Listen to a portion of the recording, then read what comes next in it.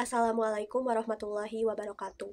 Perkenalkan, nama saya Kiki Fatmawati dengan NPM 10020219006. Saya berasal dari Program Studi Komunikasi dan Penyiaran Islam, Fakultas Dakwah.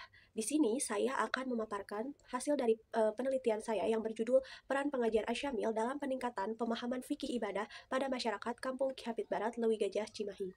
Penelitian ini di bawah bimbingan Bapak Dr. Komarudin Saleh, DRS MAG, dan juga Bapak Hendi Suhendi, SOSI MM. Latar belakang dari penelitian saya berdasarkan hasil observasi dan juga wawancara, ternyata ada ditemukannya kekeliruan dalam beribadah pada masyarakat Kampung Kihapit Barat, terutama dalam hal wudhu, sholat, dan juga puasa. Salah satu kekeliruan dalam berwudhu yang ditemukan adalah ternyata jamaah yang hadir tidak mengetahui bahwa menggunakan make up yang waterproof tidak dapat menyerap air ke dalam kulit sehingga bisa menyebabkan tidak sahnya wudhu. Yang kedua, salah satu kekeliruan dalam sholat yaitu tidak sempurnanya gerakan-gerakan dalam sholat seperti dalam sujud. Di antara mereka, beberapa anggota sujudnya tidak ditempelkan pada bumi atau pijakan kaki. Yang ketiga, yaitu kekeliruan dalam puasa. Ternyata masyarakat masih beranggapan bahwa boleh menggabungkannya niat puasa wajib dan juga puasa sunnah. Salah satu contohnya yaitu menggabungkan puasa qadha dan juga puasa yang bertepatan dengan Senin Kamis. Selanjutnya yaitu ada langkah-langkah penelitian. Yang pertama, metode. Metode yang saya gunakan dalam penelitian ini adalah penelitian kualitatif. Lalu yang kedua ada objek penelitian. Objek penelitian yang saya ambil yaitu bagaimana pemahaman fikih ibadah jamaah ibu-ibu pengajian Asyamil. Lalu yang ketiga yaitu ada teknik pengumpulan data.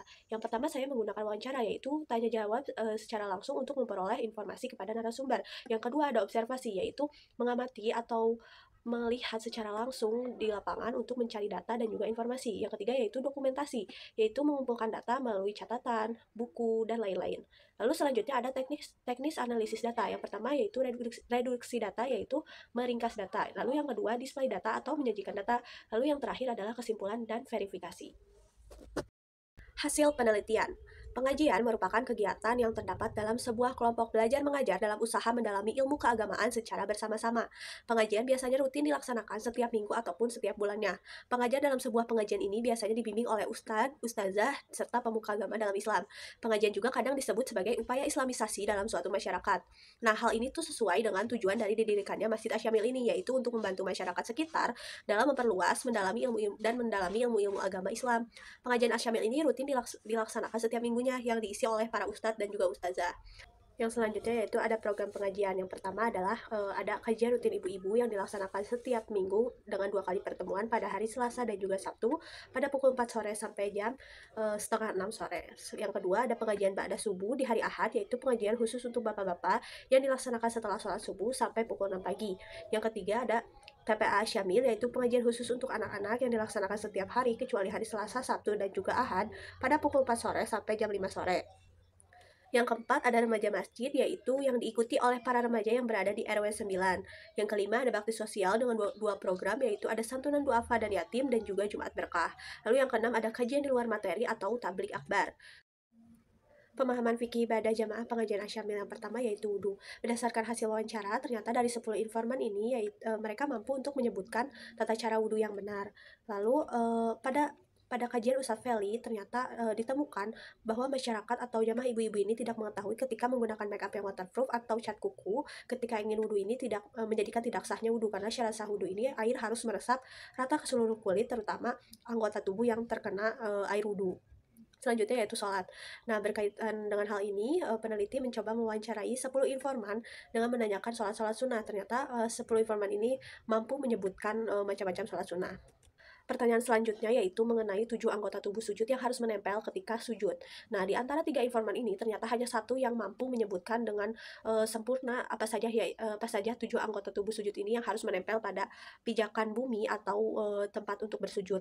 Mengapa hal ini penting dibahas? Karena menyempurnakan sujud agar ibadah sholat kita bisa diterima oleh Allah Subhanahu wa taala.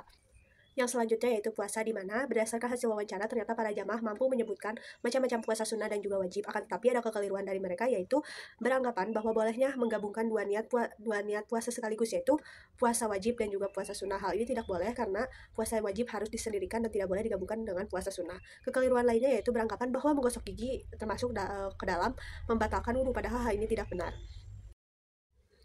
Peran pengajian Asyamil terhadap pemahaman fikih ibadah jamaahnya. Sesuai dengan Bruce J. Cohen dalam buku Theory and Problem of Introduction to Sociology mengartikan bahwa peranan ini sebagai perilaku yang diharapkan oleh seseorang yang menduduki status tertentu. Dalam hal ini, pengajian Asyamil mengharapkan para jamaah yang mengikuti pengajian dapat menerima ilmu yang disampaikannya serta dapat diaplikasikan dalam kehidupan sehari-hari, terutama dalam hal fikih ibadahnya, yaitu tentang wudhu, sholat, dan juga puasa. Lalu yang terakhir yaitu ada kesimpulan. Yang pertama, bahwa program pengajian Asyamil ini memiliki 6 program, yaitu kajian rutin ibu-ibu, kajian ahad untuk bapak-bapak, TPA Syamil, keempat remaja masjid, kelima bakti sosial, dan yang keenam adalah tablik akbar.